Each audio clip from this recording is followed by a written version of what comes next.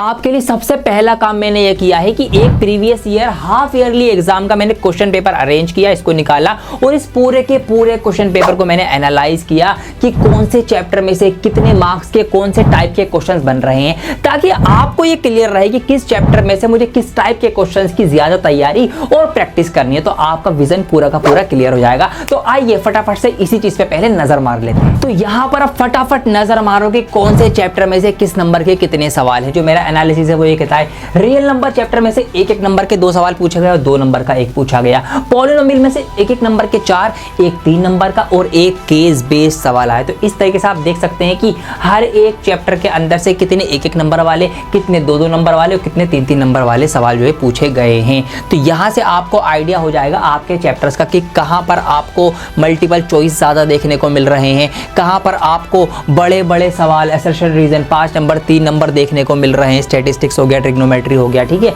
तो ये चीज आपको क्लियर होनी चाहिए। तो आज के सेशन में मेरी यह कोशिश रहेगी कि हम क्या करें, हम यहाँ पर अगर देख रहे हैं सीरियल में कि 12 यहाँ पर चैप्टर्स हैं जो आपके पूछे जा रहे हैं। तो जैसे कि आज हमने 3 कर लिए, फिर 3 कर लिए, 3-3 करके भी हम करेंगे तो सिर्फ 4 क्लासेस के अंदर पूरी हाफ ईयरली का रिवीजन जो है हो जाएगा, विद प्रैक्टिस हो जाएगा।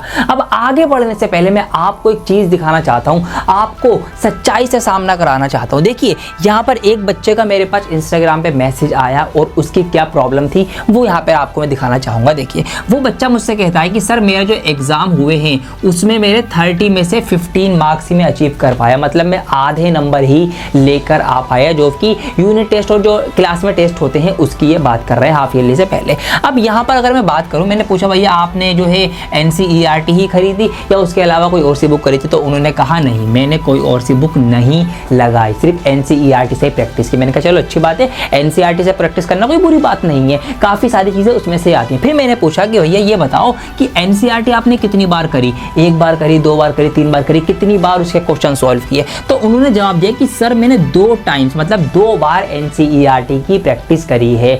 मैंने कहा 2 बार प्रैक्टिस करने के बाद भी नंबर इतने ज़्यादा कम आ रहे हैं क्यों? मैंने फिर रीज़न पूछा, मैंने पूछा कि यहाँ पर आपने उसके एग्जाम्पल्स भी किए थे या सिर्फ और सिर्फ एक्सरसाइज के क्वेश्चंस? तो उन्होंने जवाब दिया कि सिर्फ और सिर्फ एक्सरसाइज के क्वेश्चंस। तो यहाँ से सारी की सारी जो रूट कॉज, जो मेन प्रॉब्लम है वो समझ में आ गई कि NCERT आपकी इनफ तो है, आप इसको 2 बार कर लीजिए, 3 बार कर लीजिए, बट अगर आप इसके एग्जाम्पल सॉल्व नहीं कर रहे तो आपको कहीं ना कहीं इसका पूरा फायदा नहीं मिलेगा। और इसके बावजूद भी आपको अलग से प्रैक्टिस के लिए कोई ना कोई सी बुक लगानी पड़ेगी, क्योंकि अगर आप नजर मारेंगे यहाँ पर देखिए, यहाँ पर MCQs देखिए, यहाँ MCQs है, यहाँ MCQs है, यहाँ MCQs है, यहाँ MCQs है, यहाँ पर MCQs है, आपका असर्शन रीजन है, आपका केस बेस्ड है, आपका यहाँ पर भी केस बेस्ड है। तो ये वाले क्वेश्चंस जो हैं ये तो आपकी NCERT में है ही नहीं। तो अगर आप सिर्फ NCERT पढ़ के जा रहे हैं तो आप नुकसान में रह सकते हैं। तो इसलिए अगर हाफ ईयरली में टॉपर्स की तरह प्रैक्टिस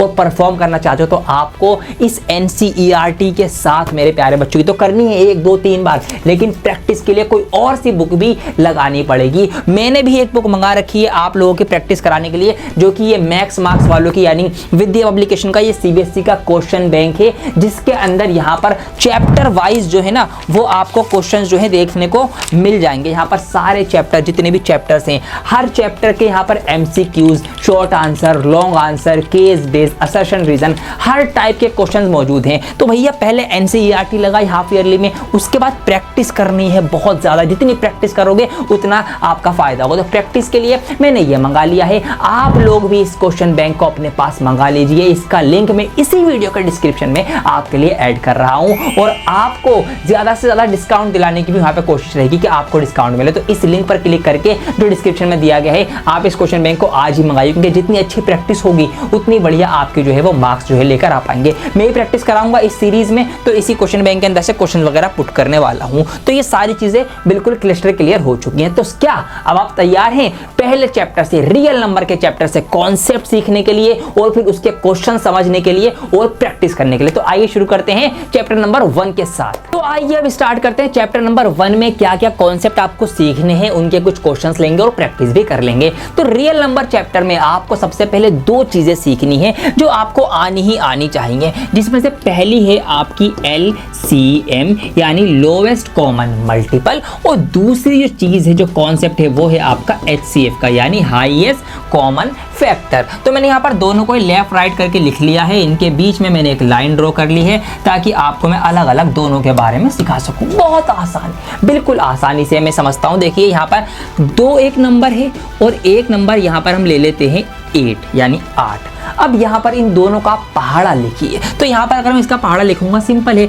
2 दूनी 4, 2 3 6, 2 चौक 8, 2 पंजे 10, 5 तक लिखते हैं। ठीक है जी। ऐसे आप इसका कर लीजिए, तो 8 एकम 8, 8 दूनी 16, 8 3 24, 8 चौक 32 और 8 पंजे 40। ये मैंने यहाँ पर लिखा। आप आगे भी बढ़ा सकते हैं। अब देखिए नाम, देखिए नाम क्या है, लोवेस्ट कॉमन मल्टीपल, मतलब सबसे छोटा, लोवेस्ट जो कॉमन हो और जो मल्टीपल हो, मतलब जो उनके मल्टीप्लाई में, ये उनके पहाड़े में आ रहा हो। तो अब आप नजर मारिए इन दोनों पहाड़ों पर और देखिए कौन सा नंबर ऐसा है जो सबसे पहले दोनों पहाड़ों में कॉमन आ रहा है। तो अगर आप यहाँ पे नजर मारेंगे, यस, आपको आंसर दिख गया होगा। वो नंबर है हमारा, इस पहाड़े में भी सबसे पहले 8 आ रहा है और इसमें भी 8 आ रहा है। तो 8 वो सबसे छोटा, सबसे लोवेस्ट है, कॉमन है और दोनों की मल्टीप्लाई में, दोनों के पहाड़े में। तो या इसका ये मतलब है कि मैं ये कह सकता हूं कि LCM ऑफ 2 and 8, 2 और 8 का जो LCM होगा वो क्या होगा, वो होगा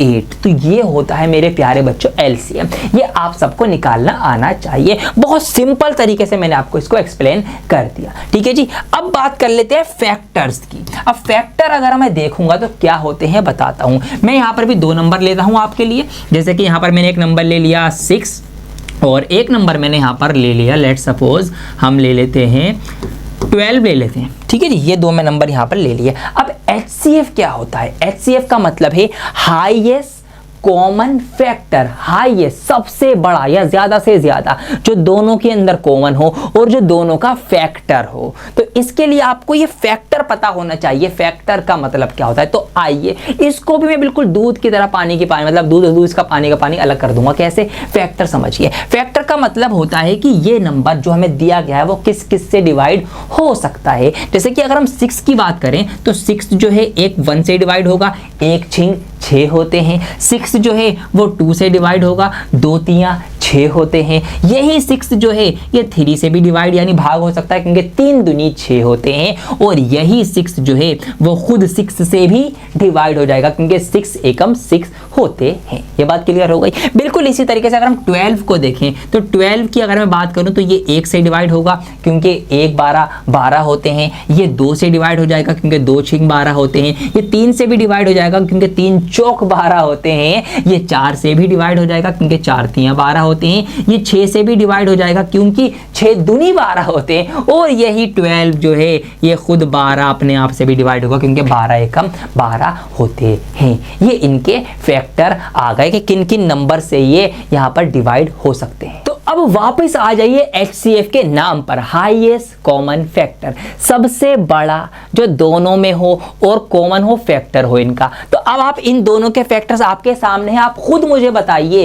कि इन दोनों में जो कॉमन फैक्टर हो और सबसे बड़ा फैक्टर हो वो कौन सा आपको नजर आ रहा है। तो अगर हम यहाँ पे नजर मारें तो देखिए सबसे बड़ा जो कॉमन फैक्टर मुझे दिख रहा है वो दिख रहा है 6, और वो यहाँ पर भी मुझे दिख रहा है 6, क्योंकि 6 से बड़ा कोई ऐसा नंबर नहीं है जो इन दोनों के अंदर इनके फैक्टरों में कॉमन हो। तो 6 ही वो सबसे बड़ा है, हाईएस्ट है, दोनों में कॉमन है, दोनों का फैक्टर है। तो व्हाट डज इट मीन? इसका मतलब ये हुआ कि HCF of 6 and 12 is equal to 6 के 6 और 12 का जो HCF है वो 6 होगा। बिल्कुल आसान कर दिया मैंने आपके लिए LCM और HCF का कॉन्सेप्ट, ये आपको निकालना आना चाहिए। अब LCM और HCF आपका बिल्कुल क्रिस्टल क्लियर मैंने कर दिया है। अब मेरे प्यारे बच्चों, इन दोनों के बीच एक रिश्ता भी होता है, एक रिलेशन होता है, वो आपको और पता होना चाहिए। बहुत आसान है, बिल्कुल हलवा है। जो आपसे ये कहे कि मैथ्स बहुत कठिन है 10th क्लास के, समझ लो वो आपको बेवकूफ बना रहा है। मैथ्स बहुत आसान है, बिल्कुल हलवा है। देखिए यहाँ पर वो रिश्ता क्या है मैं बताता हूँ। जैसे कि मैंने यहाँ पर आपकी 2 और 12 का एलसीएम निकाला था, 6 और 2 और 8 का एलसीएम निकाला था, 6 और 12 का एचसीएफ निकाला था। तो ऐसे अगर हमारे पास कोई 2 नंबर हैं तो उन दोनों नंबर का अगर हम एलसीएम निकालें, ठीक है, और उन्हीं दोनों नंबर का अगर हम HCF निकालें और उसके LCM और HCF की हम गुणा कर दें, मल्टीप्लाई कर दें, तो उसकी मल्टीप्लाई जो है वो बराबर आएगी उन दोनों नंबर्स की मल्टीप्लाई के। यस, ये है रिश्ता कि किन्हीं भी 2 नंबर, जो हमने कोई 2 नंबर लिए, अगर हम उनका LCM निकालें, उनका HCF निकालें और उनके LCM और HCF की मल्टीप्लाई गुणा कर दें तो भैया वो बराबर आएगी। और ये रिश्ते के ऊपर 100% आपके हाफ ईयरली में क्वेश्चन रखा हुआ मिलेगा, बिल्कुल रखा हुआ मिलेगा। अब एक एग्जाम्पल लेके आपको समझा भी देता हूं। जैसे कि यहाँ पर इसी का एग्जाम्पल ले लेते हैं। जैसे कि यहाँ पर हमने 6 और 12 का HCF निकाला था 6, तो यहाँ पर मैं 6 और 12 ही नंबर ले लेता हूँ आपको समझाने के लिए। तो 6 और 12, तो 6 एक नंबर है, एक नंबर है 12। 12 और 6 की हम मल्टीप्लाई करेंगे तो कितनी आएगी, 12 छिंग होते हैं 72। अब 6 और 12 का HCF तो हम निकाल चुके हैं। HCF कितना आया था, 6 आया था। LCM नहीं निकाला था। आइए जरा साइड में चल के इसका LCM निकालते हैं और आपको अच्छे से प्रैक्टिस हो जाएगी। तो LCM कैसे निकालेंगे? अब ऐसा नहीं है कि आपको LCM निकालने के लिए दोबारा से वही इनके पहाड़े लिखने पड़ेंगे, वो तो मैंने आपको समझाने के लिए बताया था। बाकी तरीका ये होता है कि आप जिन नंबर का आपको LCM निकालना है उनको इस तरीके से आप कोमा लगा के साथ में लिखेंगे, फिर आप इनको डिवाइड करना, भाग करना शुरू करेंगे। सेम नंबर से कर सकते हैं, बहुत अच्छी बात है। जैसे कि यहाँ पर अगर मैं देखूं दोनों ही 2 से डिवाइड हो जाएंगे, हमें सबसे छोटे नंबर से स्टार्ट करना है। हालांकि 6 से भी डिवाइड हो रहे हैं दोनों, लेकिन नहीं, छोटे नंबर से शुरुआत करो। तो छोटा नंबर क्या है, 2 है, तो 2 3 6, 2 6 12। क्या अब 2 से डिवाइड हो जाएगा? हाँ जी, 6 हो जाएगा। तो दोबारा से 2 से ही भाग करेंगे, तो 2 से हम डिवाइड करेंगे। अब 3 तो डिवाइड नहीं होगा ना, तो 3 को हम कुछ भी नहीं कहेंगे, 3 यहीं का यही रखा रहेगा। इस 6 को हम डिवाइड करेंगे, 2 3 6 होते हैं। चलिए जी, अब 3 और 3 बचा, तो अब तो 2 से डिवाइड नहीं होगा, अब हम 3 से डिवाइड करेंगे। तो 3 से डिवाइड करेंगे, 3 एकम 3, 3 एकम 3, और ये डिवाइड हम जब तक करते चले जाते हैं जब तक नीचे हमें 1 1 मतलब बिल्कुल 1 ना मिल जाए। 1 मिल गया, डिवाइड हो गई पूरी, बस। अब जो नंबर आपको ये बाहर दिखाई दे रहे हैं ना, ये है इसके एलसीएम। मतलब एलसीएम निकालने के लिए इन नंबर्स की, किसकी, इसकी 2 की और इस वाले 2 की और इस वाले 3 की, इनकी मल्टीप्लाई कर दीजिए। 2 दूनी 4 3 12, तो ये इसका एलसीएम निकल के आ गया 12। तो यहाँ पर हम एलसीएम रख देंगे इसका 12, मल्टीप्लाई कर लीजिए जरा, 12 छिंग कितने होते हैं, 72 होते हैं। आ गया ना बराबर। तो यही रिश्ता है कि किसी भी 2 नंबर की मल्टीप्लाई और उसके एलसीएम और एचसीएफ की मल्टीप्लाई बराबर होती है। सवाल कैसे बनेंगे? आपको 2 नंबर दे दिए जाएंगे, एचसीएफ दे रखा होगा, एलसीएम निकलवाया जा सकता है। आपको 2 नंबर दे दिए जाएंगे, एलसीएम दे रखा होगा, एचसीएफ निकलवाया जा सकता है। आपको दोनों नंबर के एलसीएम एचसीएफ दे रखे होंगे, कोई ना कोई सा नंबर मिसिंग होगा, तो बस फिर उन्हीं को जो मल्टीप्लाई की चीज है उसको डिवाइड करके डिवाइड वाले को मल्टीप्लाई, इस तरीके से सिंपल हम इसको सॉल्व कर लेंगे। तो इसके ऊपर आइए अब कुछ क्वेश्चंस प्रैक्टिस कर लेते हैं, कैसे कैसे एग्जाम में पूछे गए हैं और पूछे जा सकते हैं। तो पहला सवाल मैंने उठा लिया उसी क्वेश्चन पेपर से जो इंटरनेट पे मुझे मिला, जिसको मैंने एनालाइज किया था। अब यहां पर देखिए इसी टाइप का सवाल जैसे मैंने आपको बताया वैसा ही देखने को मिलता है। इसकी शॉर्ट ट्रिक भी मैं आपको बताऊंगा। सवाल लिखा हुआ है HCF ऑफ 2 नंबर्स इज 211। 2 नंबरों का हाईएस्ट कॉमन फैक्टर जो है वो 211 है, ठीक है, हिंदी वाले भी समझते चलें। और LCM जो है वो 5424 है। अब हमें एक नंबर दिया गया है, इफ वन नंबर इज 904, अगर एक नंबर 904 है then the other number is, तो दूसरा नंबर क्या होगा? तो सिंपल मैंने आपको रिश्ता बता दिया, फॉर्मूला बता दिया। फॉर्मूला आपको क्या बताया मैंने कि अगर हमारे पास 2 नंबरों का LCM और HCF है, हम उसकी मल्टीप्लाई कर दे तो LCM और HCF की मल्टीप्लाई बराबर आती है उन दोनों नंबर्स की मल्टीप्लाई के। तो एक को अगर हमने A से माना, दूसरे को हमने B मान लिया। अब क्या क्या दे रखा है वो आपको रख देना है। तो यहां पर हमें HCF दे रखा है 211, तो HCF के नीचे आ गया 211। LCM दे रखा है 5424, ये आ गया LCM। मल्टीप्लाई थी, मल्टीप्लाई कर दी, इक्वल था, इक्वल लगा दिया। अब एक नंबर दे रखा है 904, तो एक नंबर के बदले कोई से के भी बदले 904 लिख दीजिए और दूसरा नंबर जो है एज इट इज लिख दीजिए। अब हमें यही दूसरा नंबर, ये B की वैल्यू निकालनी है। तो अब आपको नजर मारनी है कैसे, ये जो 904 है ये उधर b के साथ मल्टीप्लाई में है, तो जब ये 904 इधर आएगा इक्वल के दूसरी साइड जाएगा तो इसके साइन चेंज हो जाएंगे, इसके साइन चेंज हो जाएंगे। अब क्योंकि वहां पर ये मल्टीप्लाई कर रहा है तो इधर आके अब ये जो है इसकी डिवाइड करेगा, 904 यहाँ पर इसके डिवाइड में आ जाएगा और यहाँ पर से हम इसको इरेज कर देंगे। तो इस तरीके से यहाँ पर सिर्फ और सिर्फ फिर बचेगा b। तो हमें बस अब इसको सॉल्व करना है और b की वैल्यू निकल के आ जाएगी। अब देखिए सिर्फ कॉन्सेप्ट क्लियर होना या प्रैक्टिस कर लेना ही काफी नहीं है, प्रेजेंस ऑफ माइंड भी मैटर करता है। कैसे करता है सिखाता हूं। यहां पर कैलकुलेशन करनी है, बड़े बड़े नंबर्स हैं। अब आप सोच रहे होंगे कि भैया टाइम लगेगा, कुछ बच्चे जो हैं वो 2 से स्टार्ट करेंगे कि ये भी 4 है ये भी 4 है, 2 से काटता हूं, इसको 2 से डिवाइड करेंगे, फिर इसको करेंगे, फिर आगे, ऐसे करते करते बहुत लंबी वो कैलकुलेशन करके आंसर लाएंगे। लेकिन मेरे प्यारे बच्चों ये बात तो सोचो, ये एमसीक्यू है, 1 नंबर का सवाल है, तो इसका मतलब इसका आंसर डायरेक्ट आएगा और जल्दी आएगा, ज्यादा स्टेप्स में जाने की जरूरत नहीं है। बस ये प्रेजेंस ऑफ माइंड होता है। कैसे, मैंने यहाँ पर सोचा भैया यहाँ पर ये नंबर पूरे पूरे कटेंगे क्योंकि हमारे पास नंबर पॉइंट में नहीं है, पूरा पूरा नंबर है, तो इट मींस इसकी मल्टीप्लाई कहीं ना कहीं मिलेगी ही मिलेगी। बस आपको ये सोचना है। अब यहां मैंने सोचा 9 छिंग 54 होते हैं, तो 9 छिंग 54 हो गए और 4 छिंग 24, तो इसका मतलब 904 की अगर मैं 6 से मल्टीप्लाई कर दूं मुझे 54 से 24 पूरा पूरा मिल जाएगा। ये है प्रेजेंस ऑफ माइंड। ठीक है, तो यहां पर इसको हमें पूरा पूरा डिवाइड कर देना है, तो 6 बार पूरा पूरा ये चला जाएगा और बस अब 6 की मल्टीप्लाई 11 में करनी है,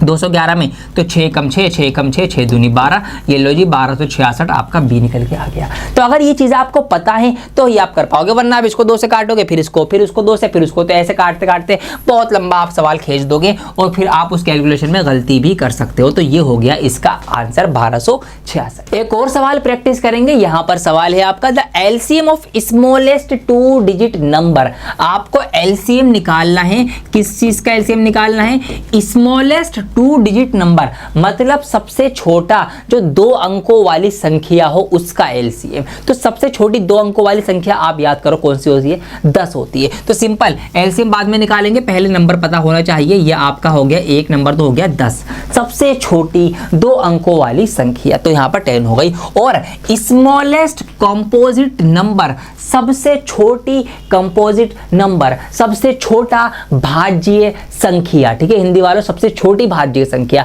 तो वो क्या होती है, वो 1 नहीं होती, 2 नहीं होती, 3 नहीं होती, 4 होती है। ये सबसे छोटा कंपोजिट नंबर होता है 4। तो यहाँ पर एक नंबर हमारे पास है 10 और एक नंबर है हमारे पास 4। तो हमें इन दोनों का एलसीएम निकालना है, the LCM of the this and this. तो सिंपल है, आपको मैंने बता ही रखा है, 10 और 4 का आपको एलसीएम निकालना है। अगर आप लॉन्ग मेथड यूज करेंगे तो आप इस तरीके से चलेंगे, वैसे ही डिवाइड करेंगे, 2 से डिवाइड करेंगे आप, तो 2 दूनी 4, यहाँ पे करेंगे 2 पंजे 10, फिर 2 से डिवाइड करेंगे, 2 1 कम 2, 5 को नहीं करेंगे तो 5 ऐसे कैसे ही आ जाएगा। अब 5 को 5 से कर देंगे तो ये 1 एज इट इज आ गया, 5 1 5 होता है, खत्म। इन सब की मल्टीप्लाई कर दो, तो 2 दूनी 4, 4 पंजे 20, 20 आपको इसका आंसर जो है वो मिल जाएगा, जो कि ऑप्शन सी है।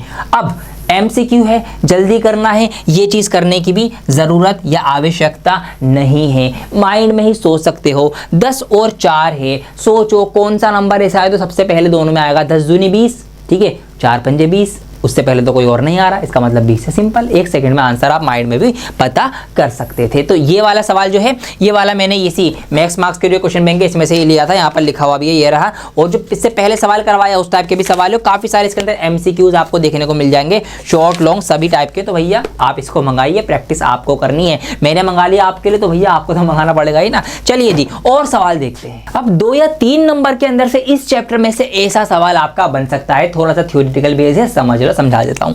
सवाल यहाँ पर गिवन दैट √2 इज इरेशनल, हमें यह दिया गया है कि √2 जो है वो एक इरेशनल नंबर है, तो हमें यह साबित करना है कि फिर ये पूरा का पूरा भी एक इरेशनल नंबर है, ये साबित करना है। कैसे करेंगे, देखिए जो गिवन है उसी को आप मान लीजिए। हमें गिवन क्या दे रखा है कि √2 जो है वो एक इरेशनल नंबर है, ये हमें गिवन दे रखा है, तो √2 इज इरेशनल। ठीक है जी, ये आपको गिवन है तो आप इसको लिख देंगे। अब उसके बाद क्या करेंगे, आपको इसको प्रूफ करना है कि ये भी इरेशनल है, तो हम इसका उल्टा कंसीडर करेंगे, इसका उल्टा मानते हैं, फिर अपनी इस बात को गलत साबित कर देंगे और ये प्रूफ हो जाएगा। कैसे, हम ये मानेंगे कि ये जो 5 है, हम ये मानेंगे कि लेट, हमने ये माना कि 5 + 3√2 जो है यह एक रैशनल नंबर है, ठीक है, इज अ रैशनल नंबर। ये हमने इसका उल्टा मान लिया, इर्रेशनल का रैशनल मान लिया। अब अगर इसको हमने रैशनल माना है,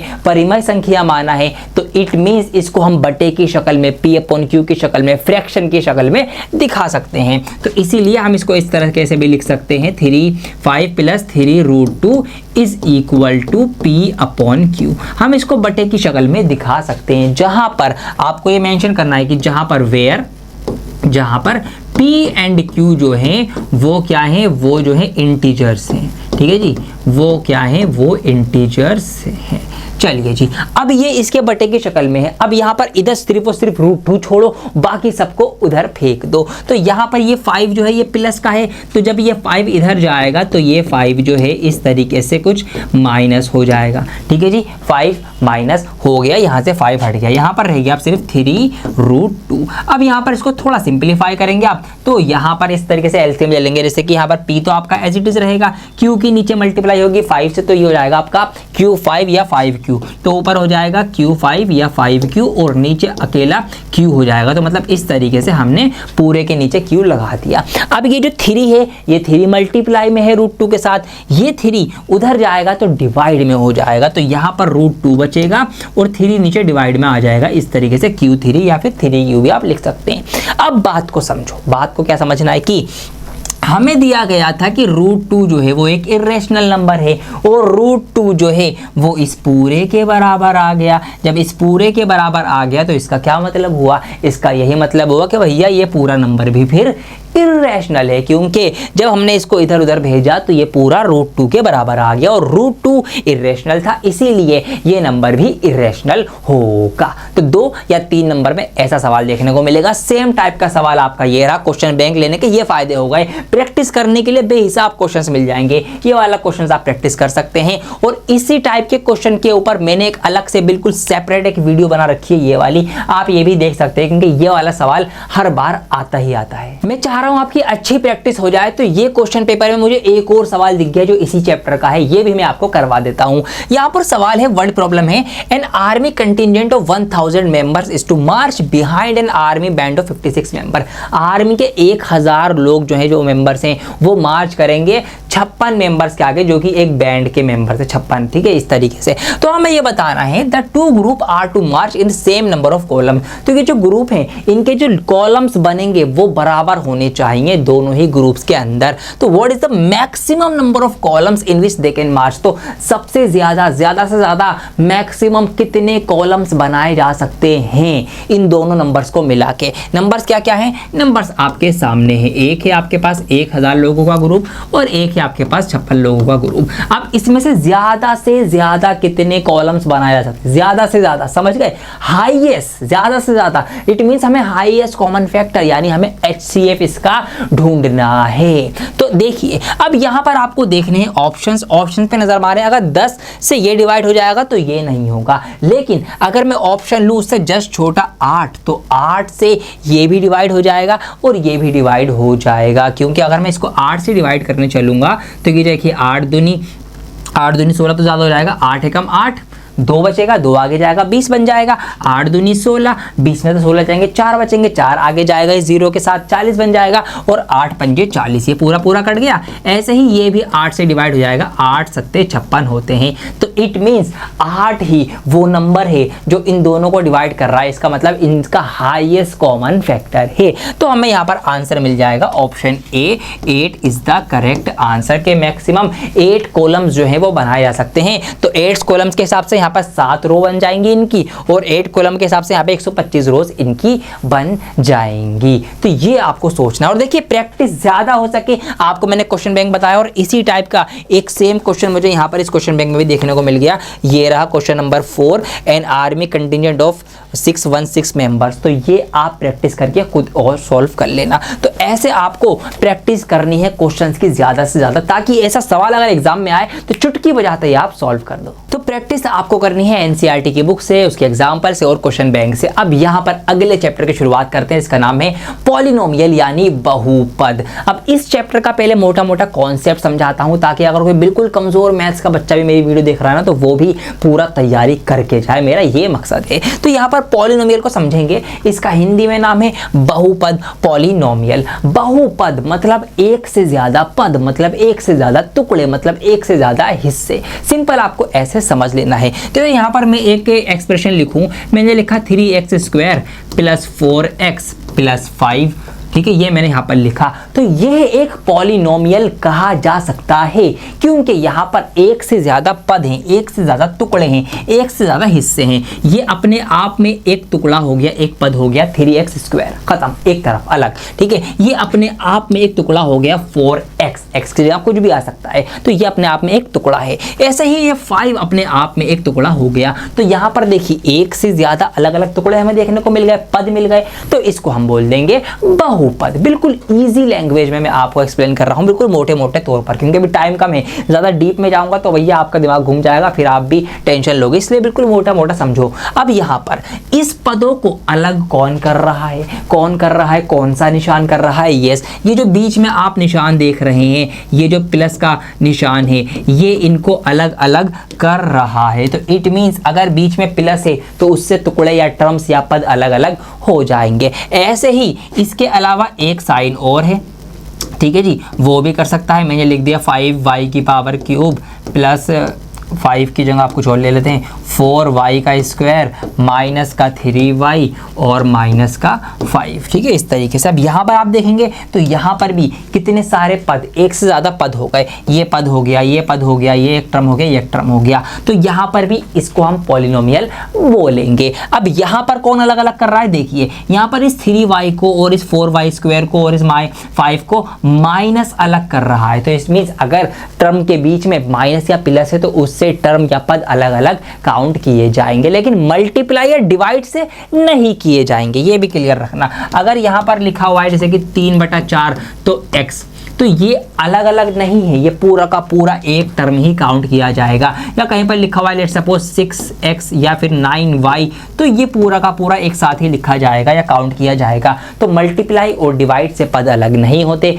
सिर्फ प्लस या माइनस से होते हैं। इतनी बात क्लियर हो गई, ठीक है जी। अब दूसरी चीज, अब यहाँ पर देखिए आप अगर नोटिस करेंगे तो पावर घटती चली जा रही है, पावर जो है वो कम होती चली जा रही है। यहाँ पर 3x² था, फिर x की पावर 1 आ गई, फिर x गायब हो गया। यहाँ पर y³ था, फिर एक पावर कम हुई y², फिर एक और कम हुई y की पावर 1, फिर y गायब हो गया। तो ये इसकी एक स्टैंडर्ड फॉर्म इस तरीके से होती है। अब यहाँ पर पावर की बात करें, यहाँ पर है पावर 2, डिग्री 2, तो ये आपका हो जाएगा क्वाड्रेटिक पॉलिनोमियल, या हिंदी में कहेंगे द्विघात बहुपद, मतलब जिसमें पावर मैक्सिमम 2 है। ऐसे आपको इसको समझ लेना है। यहाँ पर देखिए मैक्सिमम या सबसे बड़ी पावर कितनी है? क्यूब है, 3 है, तो ये कहलाई जाएगी आपकी क्यूबिक पॉलिनोमियल, ठीक है जी। ये आपकी कहलाई जाएगी क्वाड्रेटिक पॉलिनोमियल, ये आपकी कहलाई जाएगी क्यूबिक पॉलिनोमियल, ठीक है जी। 3 घात 3 पावर वाला बहुपद, ऐसे आपको इसको समझना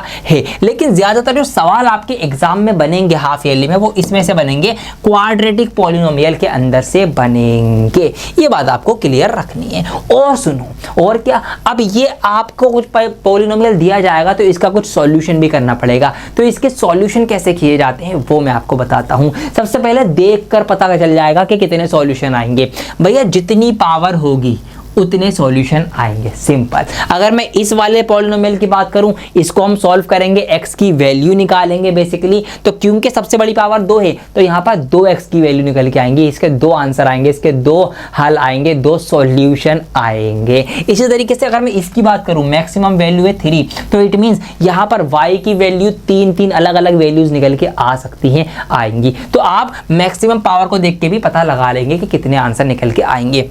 अगर सिर्फ एक पावर होती 3x प्लस 4, लेट सपोज ये होता, तो सिर्फ यहाँ पर x की एक ही वैल्यू आती क्योंकि पावर 1 है। कैसे आती देखिए, सिंपल है ना, 3x ये वाला 4 है, उधर जाके माइनस का 4 हो जाएगा, और x यहाँ पर छोड़ेंगे, यहाँ माइनस का 4 है, ये 3 मल्टीप्लाई में है, उधर जाके डिवाइड करेगा तो x की पावर x की वैल्यू निकल के आ गई माइनस के 4/3, बस यही आएगी। इसके अलावा क्या कुछ और वैल्यू अब आ सकती है x की? यहाँ पर नहीं आ सकती, क्योंकि पावर 1 थी ना, इसीलिए एक ही आंसर मिला। यहाँ पावर 2 है ना, तो 2 आंसर मिलेंगे, y की x की वैल्यू 2 अलग अलग निकल के आएंगी। यहाँ पावर 3 है ना, y की 3 अलग अलग वैल्यू निकल के आएंगी। ये बात क्लियर हो गई? तो अब मुझे जल्दी से कमेंट करके बताओ कि अगर ये एक पॉलिनोमियल है तो इसके सॉल्यूशंस कितने निकल के आएंगे। यस, देखते पता चल गया, x की पावर यहाँ पे 2 है, x का यहाँ पर स्क्वायर है, सफाई से बना देता हूँ, तो इट मीन्स इसके 2 सॉल्यूशंस निकल के आएंगे, मतलब इसके सॉल्यूशंस होंगे वो 2 अलग अलग वैल्यू होंगी x की। तो उन वैल्यूज को हम अल्फा और बीटा से दिखा सकते हैं। लेट सपोज एक वैल्यू अल्फा है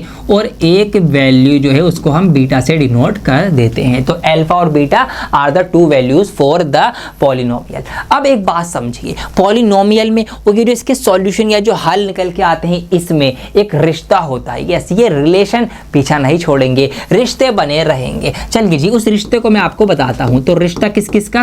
रिलेशनशिप बिटवीन, ठीक है जी, किस किस के बीच में? Between polynomial and between polynomials and the roots, या हल या सॉल्यूशन। चलिए, अब रिश्ता क्या होता है? 2 रिश्ते होते हैं। पहला रिश्ता होता है मेरे प्यारे बच्चों, किसका रिश्ता होता है? वो होता है sum of roots. Sum of roots, इसका क्या मतलब है समझाता हूं। सम ऑफ रूट्स मतलब जो सॉल्यूशन, जो हल निकल के आए उनको जोड़ दो। तो अगर हमने हलों को माना है अल्फा और बीटा, ठीक है जी, अगर हम उनको जोड़ देंगे, अल्फा प्लस बीटा कर देंगे, तो जानते हो क्या होगा? क्या निकल के आएगी? क्या वैल्यू निकल के आएगी? वैल्यू निकल के आएगी आपकी -b/a। ये b और a क्या है? ये रहा b, मतलब x के साथ वाला और x स्क्वायर के साथ वाला, मतलब -b/a, मतलब माइनस x के साथ वाला और अपॉन x स्क्वायर के साथ वाला। तो ये रिश्ता होता है। एक दूसरा रिश्ता होता है एक और, जिसको हम बोलते हैं product of roots.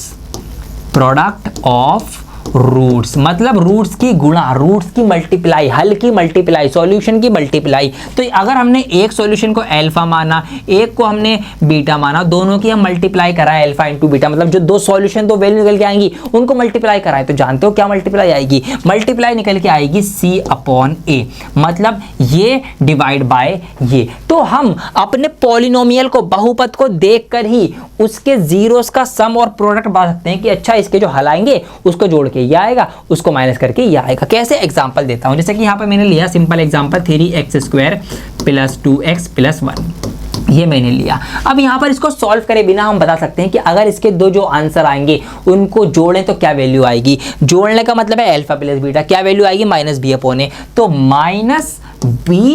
-b/a।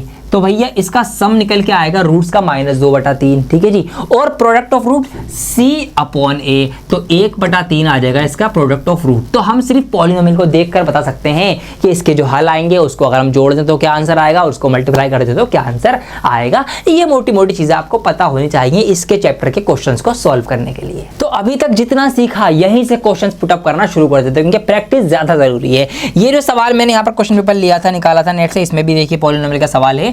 The number of zeros of the given polynomial, हमें जो ये बहुपद दिया गया है हमसे पूछ रहा है इसके कितने हल आएंगे, कितने सॉल्यूशन आएंगे, कितने जीरोस आएंगे, क्या 2 आएंगे, 3 आएंगे, 4 आएंगे या 1 आएगा। तो आपको देख के बताना है। तो मैंने आपको पहचान बता दी कि x की जो सबसे मैक्सिमम पावर होगी वही उतने ही जीरो आने। अब आपने यहाँ पर देखा कि भैया x की मैक्सिमम पावर जो है आपको 2 नजर आ रही है, तो आप यहाँ पर 2 पे आंसर लगा देंगे। अगर आप ऐसा कर देंगे तो गलत हो जाएगा। यस, थोड़ा सा सोचना है, थोड़ा प्रेजेंस ऑफ माइंड भी आपको बना के रखना है। देखिए यहाँ ये दोनों ब्रैकेट मल्टीप्लाई हो रहे हैं, तो आपको इनको मल्टीप्लाई करके पहले सिंपल कर तो लो, पहले इसको स्टैंडर्ड फॉर्म की तरह बना तो लो, जब पता करो कि कितनी पावर बन रही है। क्या पता पावर कम बढ़ती भी हो सकती है। कैसे? देखिए एक्स स्क्वायर की मल्टीप्लाई हम एक्स में करेंगे, ब्रैकेट दोनों खोलने के लिए। तो जब एक्स स्क्वायर की एक्स में हो जाएगी तो ये हो जाएगा आपका एक्स का क्यूब पावर्स जुड़ जाएंगी, बेस सेम होता है तो एक्सपोनेंट का ये रूल है। ऐसे ही एक्स स्क्वायर की प्लस के 2 में करेंगे तो ये हो जाएगा प्लस का 2x, एक्स स्क्वायर की उधर सब में हो गई। अब माइनस के 1 की करो, माइनस के 1 की x में करेंगे तो ये हो जाएगा माइनस का x, और माइनस के 1 की 2 में करेंगे मल्टीप्लाई तो ये हो जाएगा माइनस का 2। तो इस तरीके से ले देखे ये आ गया x का क्यूब, ये प्लस माइनस माइनस हो जाएगा और ये आपकी बन गई कुछ। अब आ गई सिंपल होके ये स्टैंडर्ड फॉर्म। अब देखो कितनी पावर है मैक्सिमम, मिल गया ना जवाब। तो इसका जवाब 2 नहीं है, इसका जवाब जो है वो है ऑप्शन सी 3 जीरो। 3 हल या 3 सॉल्यूशन इसके आएंगे। इसी PYQ में से एक और सवाल मैं करवा रहा हूं, अच्छा सवाल है ये भी। क्वेश्चन है if alpha and beta are zeros of polynomial. हमें यहां पर ये पॉलिनोमियल जो है वो दिया गया है और हमसे कहा गया अगर अल्फा और बीटा इसके जीरोस हैं तो हमें इसकी वैल्यू बतानी है। अब वही आप सोचेंगे यार पहले इसके जीरोस निकालने पड़ेंगे, सॉल्यूशन करना पड़ेगा, फिर जाके उनको जोड़ो, फिर माइनस करो, फिर कुछ नहीं करना। मैंने आपको रिश्ते बता तो दिए, मैंने आपको देखिए ध्यान से देखिए ना, ये क्या है सम ऑफ रूट्स, ये क्या है प्रोडक्ट ऑफ रूट्स। आपको दोनों पता है सम ऑफ रूट्स क्या होता है माइनस बी अपॉन ए। तो सिंपल है, यहां पर आपको रखना है माइनस का बी अपॉन ए और यहां पर आपको रखना है सी अपॉन ए और इनको माइनस कर देना है, आ जाएगा आंसर। तो माइनस बी अपॉन ए कहां से मिलेगा, यहीं से मिलेगा। क्यों? क्योंकि इसके साथ होता है ए, इसके साथ ये होता है बी और ये होता है सी। अब देख लो माइनस लगाएंगे पहले ये फॉर्मूले वाला। अब बी की जगह पर क्या है, बी की जगह पर खुद -5 है, ये ध्यान रखना। यहाँ प्लस और माइनस भी लेना पड़ता है बी में, ए में, सी में, तीनों में। तो यहाँ पर माइनस का 5 है बी, तो एक माइनस तो ये वाला और एक माइनस ये जो साथ वाला है इसके ये और इसके अपॉन में ए क्या है एक्स स्क्वायर के साथ वाला। अब एक्स स्क्वायर के साथ तो यहाँ कुछ भी नहीं है, जब कुछ भी नहीं है तो भैया 1 कंसीडर करते हैं, ठीक है जी। और 1 नीचे लिखो ना लिखो कोई फर्क नहीं पड़ता। तो इट मींस इसको अगर मैं सिंपल करूं तो ऊपर 2 माइनस हैं, माइनस माइनस क्या होता है प्लस होता है, तो ऊपर इस पूरे का सॉल्यूशन आ जाएगा प्लस का 5। अब माइनस करेंगे सी अपॉन ए, सी क्या है, सी की जगह क्या है 6 है, तो यहाँ पर 6 और ए की जगह क्या है, ए की जगह तो भैया वही है, कुछ भी नहीं है तो कुछ भी नहीं है तो कुछ भी नहीं है, सिंपल है। तो भैया 5 में से 6 माइनस कर दो, क्या आ जाएगा आपका आंसर माइनस का 1 आ जाएगा। क्या ऑप्शन में दिखाई दे रहा है, यस दिखाई दे रहा है, ऑप्शन बी माइनस का 1। तो option B is the correct answer of this question. देखिए यहाँ पर प्लस का 1 भी दे रखा है ताकि बच्चे कुछ कैलकुलेशन में गलती करें, यहाँ पर माइनस की जगह प्लस करें और फिर 11 ले आए या 1 ले आए। तो यहाँ पर 11 भी दिया है, 1 भी दिया गया है, प्लस में भी दिया गया है, माइनस में भी दिया गया है, जस्ट टू कंफ्यूज यू। इसीलिए आपको कैलकुलेशन में कंफ्यूज नहीं होना है, बहुत प्यार से सवाल करने हैं, आराम से हो जाएंगे। और प्रैक्टिस के लिए क्वेश्चन बैंक वगैरह होगा, उससे आप प्रैक्टिस करते रहना। इस चैप्टर में से केस बेस्ड सवाल भी बन सकता है, तो भैया प्रैक्टिस चल रही है, मैराथन चल रहा है, तो केस बेस्ड भी सीख कर जाओगे। यहाँ पर सवाल है, ये पूरा का एक कंडीशन दी गई है, ये सवाल है। तो मेरा तरीका ये है कि पहले मैं क्वेश्चन पढ़ता हूं डायरेक्ट। तो ये सवाल है what is the value of के, के का मान ज्ञात कीजिए। हिंदी वालों समझो, अब के है कहां पर, के आपको दिखाई देगा इस पॉलिनोमियल में, यह रहा सबसे लास्ट में के। अब के की वैल्यू पता होने के लिए हमें यहाँ पर इस टी की वैल्यू पता होनी चाहिए, ताकि हम टी की जगह पर कुछ रखें फिर के की वैल्यू निकल के आ जाए। अब ये टी क्या है, इसको जानने के लिए हमें ऊपर का पैराग्राफ पढ़ना पड़ेगा। ये पढ़ते हैं, लिखा हुआ है कि any was standing on a diving board. Any नाम की एक लड़की है, एक डाइविंग बोर्ड पे खड़ी है। डाइविंग बोर्ड होता है ना जिसके ऊपर से ऐसे करके जंप लगा के कूदते हैं पानी के अंदर, तो उसके ऊपर एनी खड़ी हुई है। और वो डाइविंग बोर्ड जो है वो कितना है 48 feet above the water level, पानी से 48 फीट ऊपर है। यहाँ पे कहीं पे पानी है, 48 फीट ऊंचा यहाँ पर है, यहाँ से जंप लगा के एनी ऐसा करके कूदने वाली है। Her height in feet above the water level at any time T in second, T दिखाया गया है टाइम के लिए और सेकेंड्स के लिए, is given by the polynomial. ये हमें दिया गया है, मतलब जितने सेकंड उसको इस तरीके से कूद के पानी में गिरने में लगेंगे उसको हम टी से दर्शाएंगे। 1 सेकंड लगा तो 1 टी, 2 सेकंड लगे तो 2 टी, इस तरीके से, मतलब टी की जगह पर 2 आ जाएगा इस तरीके से। अब देखिए यहीं से हम अपना आंसर निकालेंगे। हम क्या करेंगे, हम ये करेंगे कि हम टी की जगह रख के देखेंगे 0, put t is equal to 0। मतलब हमने ये माना कि अभी उसको 0 सेकंड कोई टाइम नहीं लगा। इट मींस क्या, इसका मतलब क्या कि अभी वो कूदी ही नहीं है, वो वहीं की वहीं खड़ी हुई है, जब टाइम नहीं लगा। तो जब वहां खड़ी हुई है तो उसकी हाइट कितनी है पानी के लेवल से 48 फीट, क्योंकि वो बोर्डिंग पे खड़ी है, बोर्ड पे खड़ी है। बोर्ड की हाइट कितनी दी गई है 48 फीट दी गई है। तो इट मींस अगर टाइम उसको 0 लग रहा है, मतलब t की जगह हम 0 रख दें इस पूरी की पूरी पॉलिनोमियल में, -16 t का स्क्वायर, -16 0 का स्क्वायर, ठीक है जी, प्लस प्लस का 8t मतलब प्लस का 8 मल्टीप्लाई बाय 0 प्लस का k। तो जब उसका 0 सेकंड का टाइम है, अभी टाइम उसका 0 सेकंड है, तो उसकी जो हाइट है वो कितनी है, 48 फीट है। समझ में आई बात? दोबारा से रिपीट कर देता हूं, ये है बोर्ड, इसके ऊपर एनी खड़ी हुई है, अभी वो जंप नहीं कर रही, मतलब अभी टाइम 0 सेकंड, उसको कोई टाइम नहीं हुआ कूदे हुए। तो जब ये कंडीशन है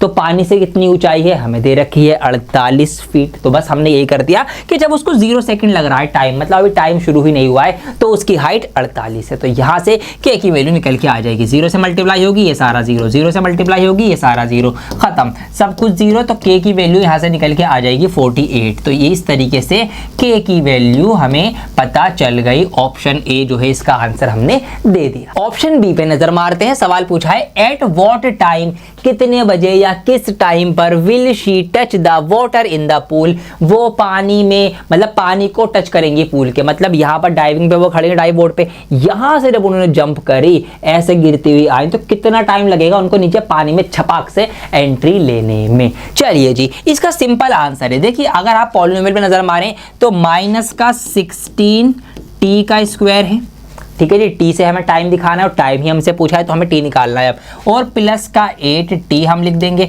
और k की वैल्यू हमें पता है 48 है जी, ये लो जी, बस हमें t निकालना है। तो इसको सॉल्व कर लो, आंसर आ जाएगा। तो इसको सॉल्व करने का तरीका भी मैंने आपको बताए रखा है, ठीक है जी। कैसे है, आप यहाँ पर इसको पहले छोटा कर लेंगे, अगर इसको छोड़िए छोटा हो सकता है तो यस हो जाएगा। 8 से पूरी इक्वेशन को आप डिवाइड कर देंगे इसको, तो यहाँ पर ये हो जाएगा आपका माइनस का 2t का स्क्वायर, ये हो जाएगा आपका प्लस का t रह जाएगा, और ये हो जाएगा आपका प्लस का 8 6 48 होते हैं इज इक्वल टू 0। ये कुछ हो गया। यहाँ से ये माइनस खत्म करना चाहते हैं, इसको भी खत्म कर सकते हैं, माइनस की मल्टीप्लाई करा देंगे पूरे में, तो ये हो जाएगा t का स्क्वायर, ये वाला t फिर माइनस का हो जाएगा, ये वाला 6 भी माइनस का हो जाएगा। ये बन गई। अब इसको सॉल्व करेंगे, तरीका बहुत सिंपल है, चंद स्टेप्स है। पहली स्टेप्स बाहर बाहर वालों की मल्टीप्लाई, तो यहाँ पर 6 है बाहर, यहाँ पर 2 है बाहर, 2 और 6 की जो अब आप मल्टीप्लाई करेंगे तो 6 दूनी होते हैं 12। अब 12 के आपको ऐसे टुकड़े करने हैं कि मल्टीप्लाई होके तो आपका 12 ही आए, लेकिन प्लस या माइनस होके बीच वाला है, बीच में क्या है t, सिंगल टी के साथ कुछ भी नहीं है तो 1 होगा। अब 1 कैसे आ सकता है,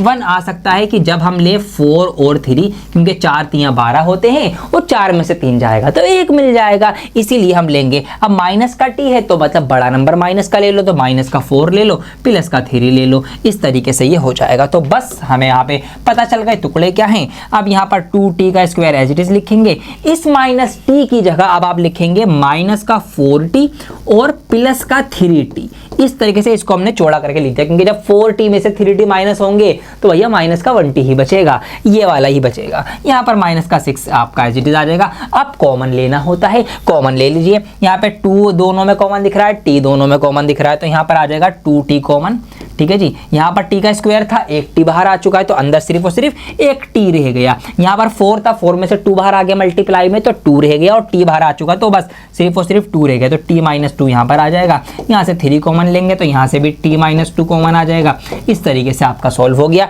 एक ब्रैकेट t माइनस 2 आ गया और दूसरा ब्रैकेट आ जाएगा आपका, ये आ गया t माइनस 2, और बाकी चीजों को दूसरे ब्रैकेट में बंद करो, 2t प्लस 3, 2t प्लस 3, इसको दूसरे ब्रैकेट में बंद करा, दोनों को इक्वल 0 रखेंगे। अब इसको अगर आप 0 के इक्वल रखेंगे t माइनस 2 के, तो यहाँ से t की वैल्यू निकल के आ जाएगी 2, पॉजिटिव का 2, और टाइम तो हमेशा पॉजिटिव ही होता है, t मतलब 2, इसका मतलब 2 सेकंड में वो कूद के छलांग से नीचे छलांग लगा देगी, तो इसका मतलब बी का ऑप्शन जो है वो 2 है। अगर आप इसको सॉल्व करेंगे तो यहाँ से माइनस में आंसर आएगा, और टाइम क्या माइनस में हो सकता है, टाइम तो माइनस में नहीं होता, इसीलिए इसका आंसर जो है वो 2 आ जाएगा। तो हम एंड में लिख भी देंगे 2 सेकेंड्स, इसका आंसर जो आएगा वो आपका आ जाएगा। तो ऐसे आपको केस बेस्ड क्वेश्चंस को समझना है, सुनना है, क्या पूछा जा रहा है, क्या कंडीशन, केस बना क्या है, स्टोरी क्या बनी है। अगर ये क्लियर हो गई ना माइंड में, कौन कहाँ खड़ा है, किसने कब छलांग लगाई, कौन क्या, ये क्लियर हो गया तो फिर ये वाली चीज भी आपको क्लियर हो जाएगी। एक सवाल करवा है लेकिन प्रैक्टिस आपको करनी पड़ेगी, काफी सारे ऐसे सवाल आपको करने हैं, तो भैया करो। सो बढ़ते हैं अब अगले चैप्टर की तरफ, जिसका नाम है pair of linear equations in two variable. Hindi में इसको बोला जाता है दो चर वाली वाले रैखिक समीकरण युग्म। इसके अंदर दो समीकरण यानी दो इक्वेशंस दी गई होती हैं, आपको उनकी x और y की वैल्यूज निकालनी पड़ती है, उनको सॉल्व करना पड़ता है। सॉल्व करने के आपके तीन तरीके होते थे, एक होता है सब्स्टिट्यूशन मेथड, एक होता है एलिमिनेशन मेथड, एक होता है क्रॉस मल्टीप्लिकेशन मेथड। ये वाला आपके सिलेबस में नहीं है सीबीएसई में, तो सिर्फ आपको एलिमिनेशन और सब्स्टिट्यूशन से ही सॉल्व करना है। दोनों बहुत आसान है, फटाफट समझा देता हूं। और अभी मैं आपको सिर्फ ये सिखा रहा हूं कि किस चैप्टर में से क्या क्या मोटा मोटा आने वाला है और उसके ऊपर 1 2 3 4 क्वेश्चन करवा रहा हूं। लेकिन आने वाली वीडियोस में हम और प्रैक्टिस करेंगे धड़ल्ले से, जहां पर सिर्फ हम डायरेक्ट क्वेश्चंस करेंगे, फिर कॉन्सेप्ट नहीं होगा क्लियर, क्योंकि कॉन्सेप्ट आज मैं आपको लेता हुआ चल रहा हूं। इसीलिए आने वाली वीडियोस में प्रॉपर और ज्यादा क्वेश्चंस आपको मिलने वाले हैं। बाकी एनसीईआरटी आपके पास है, एग्जांपल एनसीईआरटी के एक्सरसाइज क्वेश्चन वगैरह करो, और क्वेश्चन बैंक जो मैंने बताया है लिंक डिस्क्रिप्शन में दिया गया है, उसको मंगा के वहां से प्रैक्टिस करना। देखिए जी, अब इसमें पेयर का मतलब क्या होता है? जोड़े। मतलब इसमें दो जोड़े होंगे। किस चीज के जोड़े होंगे? इक्वेशन के, समीकरण के जोड़े होंगे, इक्वेशन के जोड़े होंगे। इक्वेशन वो होती है जिसके अंदर इक्वल का निशान दिखाया जा रहा हो। तो आइए दो जोड़े हम बना लेते हैं। तो एक जोड़ा मैंने यहां पर बना लिया, ax plus by plus c is equal to 0। एक ये हो गया और एक और हो गया ax plus by plus C is equal to 0। ये दो जोड़े हमारे पास हो गए। अब देखिए, ये दो इक्वेशन है, पेयर हो गया। दोनों इक्वेशन है क्योंकि इक्वल का निशान लगा है, और दोनों में एक चीज और लिखा हुआ है यहाँ पे, इन टू वेरिएबल्स, मतलब दो चर, मतलब दो ऐसी चीजें जिनकी वैल्यू चेंज होती रहे। तो एक को मैंने x लिया, एक को मैंने y लिया, क्योंकि इनकी वैल्यू कभी कुछ आती है, इसलिए इनको वेरिएबल बोला जाता है। ए बी सी की जगह कोई ना कोई सा नंबर होगा जो कि फिक्स्ड होगा, 2 3 4 5 6 कुछ भी नंबर होगा वो वही रहेगा। x और y की वैल्यू कुछ भी आ सकती है। अब यहाँ पे चैलेंज ये हुआ कि दोनों इक्वेशन तो सेम हो रही है, तो हम इनको अलग अलग पहचानने के लिए क्या करें? कुछ करना पड़ेगा। हम इनको नंबर दे देंगे। कैसे? हम पहली इक्वेशन को नाम दे देंगे 1 लगा के, a1 b1 और c1, और दूसरी इक्वेशन को हम नाम दे देंगे 2, a2 b2 और c2। अब यहां से हमें पहचान हो जाएगी अच्छे से। अच्छा, a1 है तो मतलब पहली इक्वेशन वाला a है। अच्छा, c2 है मतलब दूसरी इक्वेशन वाला c है। अच्छा, b1 है तो पहली इक्वेशन का b है। तो ऐसे ये हमारी एक इक्वेशन बन गई a1x plus b1y plus c1 is equal to 0, और एक बन गई a2x plus b2y plus c2 is equal to 0। तो इनको सॉल्व करना होता है। सॉल्व करने के दो तरीके होते हैं।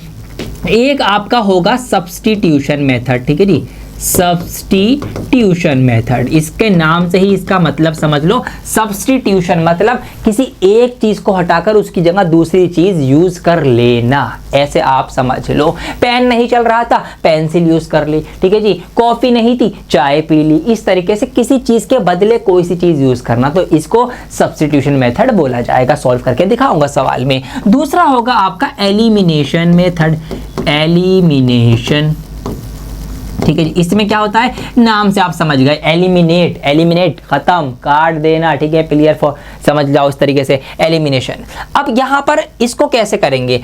इस तरीके से ही करा जाता है। मान लो इसको हम साथ में लिखेंगे, एक ना एक चीज कट सकती है, उसको हम काट देंगे एलिमिनेशन में, फिर जो बचेगा उससे हमारा आंसर आ जाएगा। सब्स्टिट्यूशन में ऐसे करेंगे, हम x की जगह y रखेंगे, y की जगह x रखेंगे, फिर उनको हम आपस में कैंसिल आउट कर देंगे। तो इस तरीके से इसको सॉल्व करना होता है। अब ये जो सारा सॉल्यूशन होता है, ये दो तरीके से हम दिखा सकते हैं। पहला तरीका है आपका ग्राफिकल मेथड। इसमें हम ग्राफ बनाकर या ग्राफ देखकर समझ सकते हैं कि इन इक्वेशंस का सॉल्यूशन क्या आएगा। आपको ये पता होना चाहिए, अगर याद नहीं आ रहा तो मैं बता देता हूं कि ये आपकी जो है ये कौन सी, देखिए यहाँ पर x की पावर 1 है, y की पावर 1 है, मतलब ये एक लीनियर इक्वेशन है, रैखिक समीकरण है, क्योंकि लिखा हुआ अभी ये लीनियर इक्वेशन चैप्टर का नाम है। इसका मतलब ये है कि लीनियर इक्वेशन जो होती हैं उनकी ग्राफ पे हमेशा एक सीधी लाइन बनती है। जो लीनियर इक्वेशन होगी उसकी सीधी लाइन बनती है। इसका मतलब इस इक्वेशन को अगर मैं ग्राफ पे बनाऊंगा, इसकी भी सीधी लाइन बनेगी। इस नीचे वाली इक्वेशन को मैं ग्राफ पे बनाऊंगा, इसकी भी सीधी लाइन बनेगी। अब दोनों की सीधी सीधी लाइन बनेंगी। अब तीन तरीके होते हैं जिसमें से हम कह सकते हैं कि इन लाइंस का क्या क्या कनेक्शन होगा। अब देखो, पहला तरीका ये हो सकता है, पहला मेथड ये हो सकता है कि एक इक्वेशन की ये लाइन बनी स्ट्रेट, ठीक है जी, और दूसरी इक्वेशन की ये स्ट्रेट लाइन बनी, दोनों ने एक जगह पर आपस में एक दूसरे को कैंसिल आउट किया या इंटरसेक्ट किया या फिर काट के गुजरी। तो ये आपका हो जाएगा एक तरीका, जिसको हम बोलते हैं वन सॉल्यूशन। क्योंकि यहाँ पर जहां ये दोनों लाइंस आपस में एक दूसरे को इंटरसेक्ट करेंगी ग्राफ पे, उस पॉइंट के जो कोऑर्डिनेट्स होंगे वो आंसर होंगे x और y की वैल्यू के। तो ये पहला केस फंसा दो सीधी लाइनों का। एक कहानी ये हो सकती है, एक केस इस तरीके से फंस सकता है कि एक इक्वेशन की ये सीधी लाइन बनी, एक इक्वेशन की ये सीधी लाइन बनी, मतलब दोनों सीधी तो बनी लेकिन दोनों टच ही नहीं कर रही, काट ही नहीं रही, कैंसिल आउट ही नहीं कर रही, इंटरसेक्ट ही नहीं कर रही, एक दूसरे के ऊपर से गुजर ही नहीं रही। इट मींस ऐसी लाइन जब आपस में ये काट ही नहीं रही, एक दूसरे के ऊपर से गुजर ही नहीं रही, तो क्या सॉल्यूशन आएगा?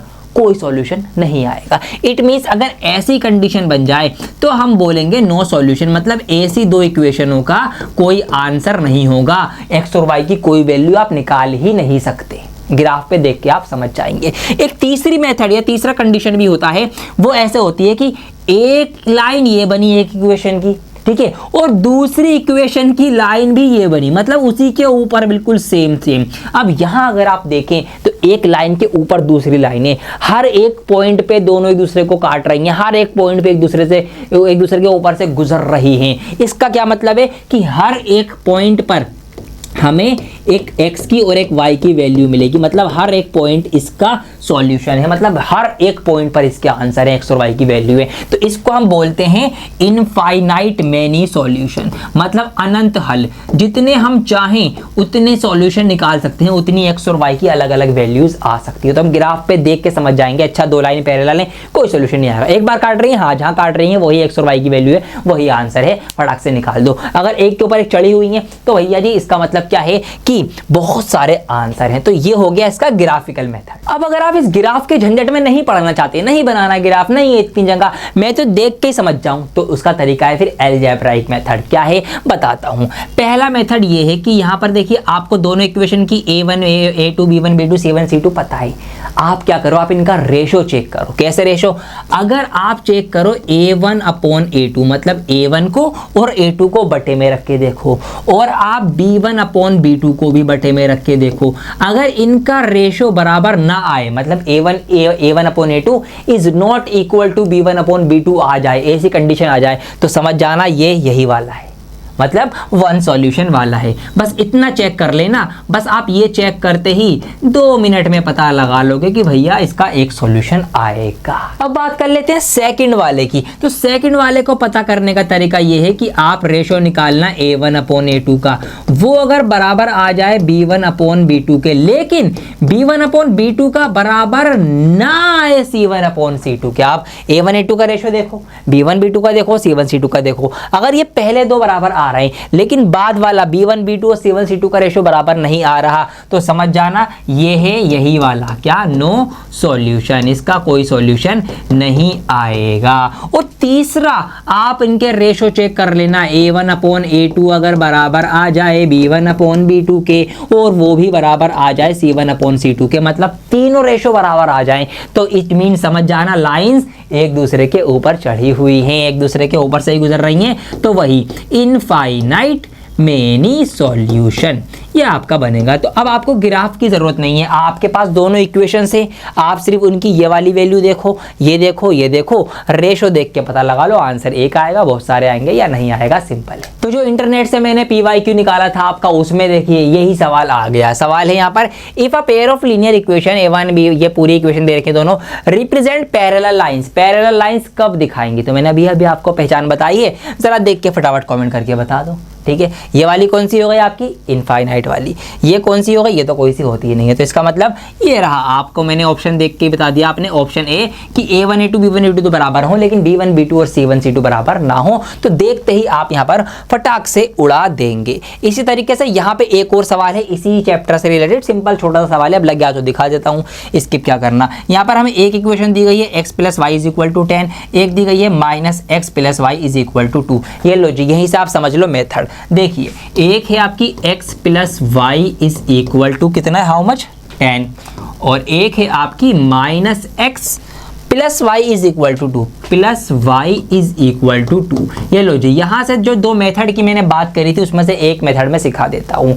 देखिए पहला मेथड जो दूसरा वाला था ना एलिमिनेशन, उसकी बात करते हैं। एलिमिनेशन का मतलब क्या होता है, कैंसिल आउट, काट देना, खत्म। अब यहाँ पर देखो ये वाला x प्लस का है, ये x माइनस का है, तो प्लस का x और माइनस के x आपस में एलिमिनेट हो जाएंगे, कैंसिल आउट हो जाएंगे। तो जब ये कैंसिल आउट होगा तो ये खत्म हो गए। अब क्या बचा, सिर्फ y, तो y प्लस का है, y प्लस का है, y और y कितने हो गए मिलके, 2y हो गए। 10 और 2 कितने होते हैं, प्लस कर देंगे तो 12 हो जाएंगे। तो यहाँ से y की वैल्यू निकल के आ जाएगी 6, ठीक है, 2 से ही कट जाएगा 12, 2 6 12, y की वैल्यू निकल के आ गई।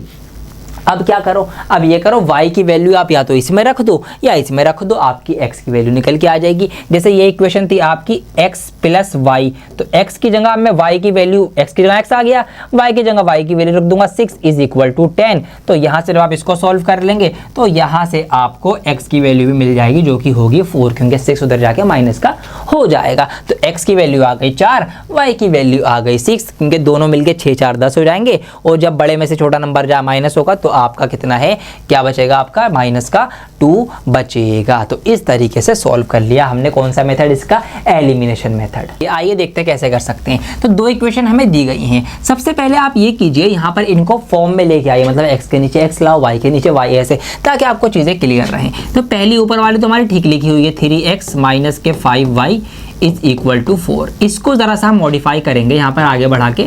देखिए ये जो यहाँ पर हमारे पास 9x है, अगर हम इसको इधर लेके आएंगे इस साइड, तो ये माइनस का 9x हो जाएगा। तो यहाँ पर ये इस तरीके से हो जाएगा 2y प्लस का 7 और माइनस का 9x इज इक्वल टू 0, ऐसे कुछ हो गया ये, ठीक है जी। अब क्या कर सकते हैं, अब यहाँ पर देखो, अब ये जो है आप इस माइनस वाले x को पॉजिटिव x बनाएंगे तो पूरी इक्वेशन की माइनस से मल्टीप्लाई करेंगे। तो माइनस से जब मल्टीप्लाई करेंगे, या माइनस से मल्टीप्लाई बाद में करना, अभी यहाँ पे आप एक काम और करो, वो काम आप ये करो कि यहाँ पर ये जो 7 है, ठीक है, इसको आप उधर भेज दो ताकि 4 से वो कुछ अपने गड़बड़ी, मतलब वो अपना तालमेल बैठा सके। आप ऐसे कर सकते हो, तो 2y माइनस के 9x और ये 7 उधर जाके हो जाएगा माइनस। अब इस माइनस के x को बनाओ प्लस का, तो माइनस से मल्टीप्लाई करा दो। तो जब माइनस से मल्टीप्लाई करा देंगे तो ये माइनस वाला है, ये तो प्लस का बन जाएगा, ये प्लस वाला है, ये माइनस का बन जाएगा, और ये माइनस का 7 है, ये भी प्लस का। मतलब हमें साइन चेंज कर देने होते हैं पूरे के पूरे। अब सबके साइन बदल गए, अब x पहले आ गया, पॉजिटिव में आ गया। अब यहाँ पर रख दो, तो यहाँ पर हम रख देंगे कितना, 9x माइनस का 2y इज इक्वल टू 7, ठीक है जी। अब ये 2 इक्वेशन है। अब क्या करेंगे, अब यहाँ पर आपको सोचना है। देखिए आप यहाँ पर ये कीजिए, इनको कैंसिल आउट करना है आपको, तो आप ये करिए, यहाँ पर इसमें इसको 9 बना लीजिए। 9 कैसे बनाएंगे, आप इस पूरी की पूरी इक्वेशन की क्या कीजिए, मल्टीप्लाई कर दीजिए, किससे, 3 से। चलो आप इसकी 3 से मल्टीप्लाई कर देंगे तो ये बन जाएगी, क्या बन जाएगी, 3 से 3 की हो जाएगी, ये बन जाएगा आपका 9x, ठीक है, 3 3 9, ये बन जाएगा आपका 3 5 15y, और ये बन जाएगा आपका 3 चौक 12।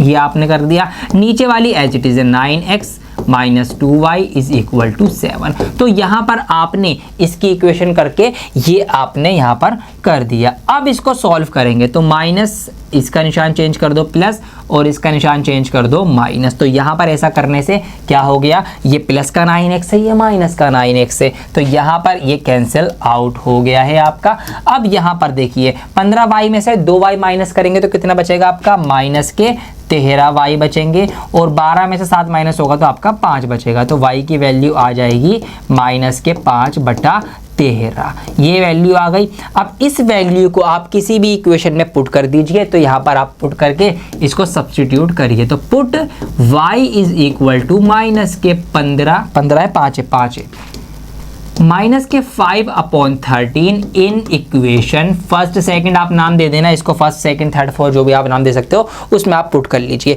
तो हम किस में पुट करें, इसमें कर लो, इसमें कर लो, इसमें कर लो, किसी में भी कर लो, आपका आंसर आ जाएगा। तो इसमें करते हैं, यहाँ पे हम ऊपर वाली में ही कर लेते हैं। तो 9x एज इट इज रहेगा आपका माइनस 15। अब y की वैल्यू हमने यहाँ पर सब्सटीट्यूट करी है, ठीक है जी, चेंज करिए, मतलब y की जगह अब हम रख रहे हैं माइनस का 5/13, तो माइनस का 5/13 रख रहे हैं, और इक्वल टू में 12 है। इस तरीके से ये सॉल्व हो जाएगा, 9x हो जाएगा, यहाँ पर ये माइनस माइनस प्लस हो जाएगा, 15 5 75 होते हैं, और यहाँ पर ये इसके नीचे क्या है, 13 है, और इधर हमारे पास 12 है। आप इसका एलसीएम ले लेंगे तो ये 13 जो है ये यहाँ पर इधर आ जाएगा, यहाँ से इस तरीके से, और आप इसको फर्दर सॉल्व करके आंसर लेकर आ जाएंगे। तो सब्स्टिट्यूशन में क्या है, किसी एक की वैल्यू दूसरी जगह पुट करना। अब क्योंकि लीनियर इक्वेशन वाले चैप्टर के अंदर से 5 नंबर का एक बड़ा सवाल भी आपको देखने को मिल सकता है, मतलब एक बड़ी वर्ड प्रॉब्लम, तो इसीलिए मैंने छोटे कैलकुलेशन के सवाल को आगे बढ़ाते हुए एक बड़ा सवाल ले लिया जहां पर आपको 5 नंबर का एक बड़ा सवाल देखने को मिलेगा, कैलकुलेशन भी होगी। आइए देखते हैं। सवाल है word problem, the sum of 2 digit number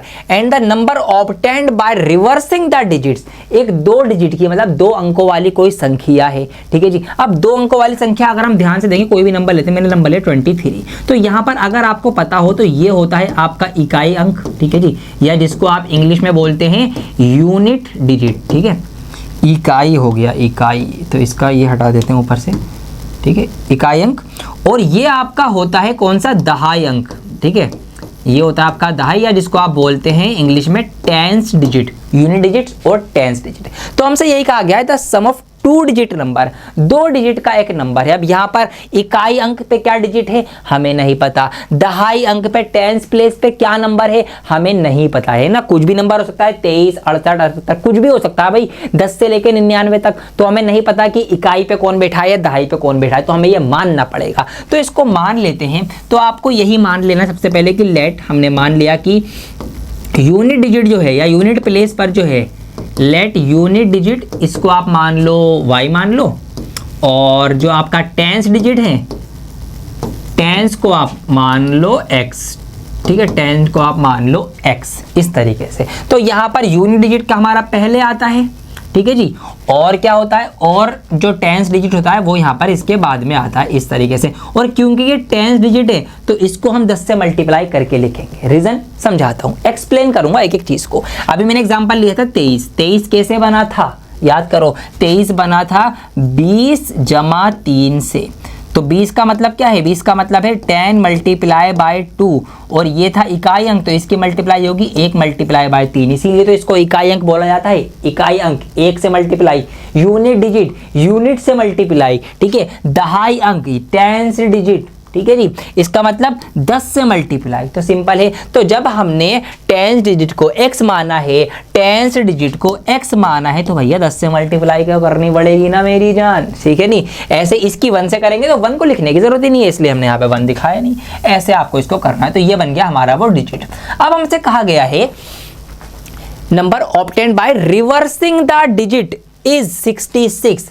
अब इसके जो डिजिट्स है वो रिवर्स हो गए, मतलब x की जगह y आ गया, y की जगह x आ गया। तो यहाँ पर ऐसे समझ लो जो रिवर्स करके बनेगा वो फिर आपका ये वाला बनेगा, ठीक है जी नंबर। तो एक नंबर ये बना, एक नंबर ये बना। हमसे कह रहा है दोनों को हमने सम करा है, जोड़ा है, और जोड़कर कितना मिला है, 66 मिला है, 66 मिला है। तो कर दो ना, यस यही करना है। आइए इन दोनों को जोड़ के लिख देते हैं। तो बस सिंपल है, मैं इसको यहाँ से उठा के यहाँ लिख दूंगा और इसके बीच में प्लस लगा दूंगा। दोनों को जोड़ने की बात कही गई है। The sum of 2 digit number, 2 digit number ये आ गया, and the number obtained by reversing the digit, ये डिजिट रिवर्स हो गए, दोनों के सम, दोनों के जोड़ को मिलाकर 66 मिल रहा है जी। अगर ये चीजें क्लियर है, वर्ड प्रॉब्लम में पूछा क्या है ये पढ़ लिया, समझ लिया, समझ लो सारा खेल आसान है। इस पूरे को जोड़ के आपका आ गया। अब क्या करना है, x में x वाला जोड़ो, y में y वाला जोड़ो। ये 10x है, ये x है, तो ये आपका बन जाएगा 11x। ये y है, ये 10y है, बन गया आपका 11y। ये कितना है जी, 66 है जी। 11 से पूरी इक्वेशन कट सकती है, काट दो, छोटी हो जाएगी। 11 एकम 11, x बचेगा, 11 एकम 11, y बचेगा, 11 छिंग 66, 6 बचेगा। ये लो जी इक्वेशन छोटी होके आ गई। ये इसको हमने फर्स्ट बोल दिया। आगे बढ़ते हैं।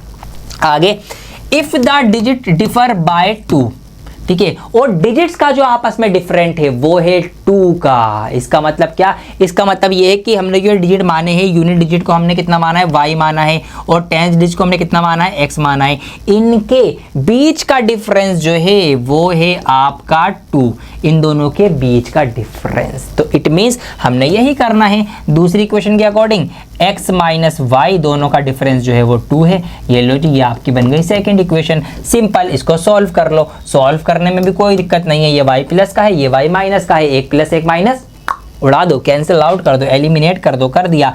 x में x जोड़ेंगे 2x, 6 में 2 जोड़ेंगे 8 बन जाएगा। यहाँ से x की वैल्यू निकल के आ जाएगी कितनी आपकी 4। x की वैल्यू 4 आ गई। x की यही वैल्यू आप पुट कर दो, इसमें पुट कर दो या इसमें पुट कर दो, आपका आंसर आ जाएगा। यहाँ पे x की वैल्यू पुट करोगे 4 तो यहाँ पे 4 आ जाएगा, वो 4 उधर जाके आपका माइनस का चला जाएगा, तो आप सॉल्व करके यहाँ से y की वैल्यू भी लेके आ जाओगे। तो मैं लेके आ ही जाता हूँ। तो पुट आप सब्स्टिट्यूशन करना है ना, तो सब्स्टिट्यूट करो x की value, put x is equal to 4 in equation first में रख दो। चलो फर्स्ट इक्वेशन क्या है, x plus Y is equal to 6।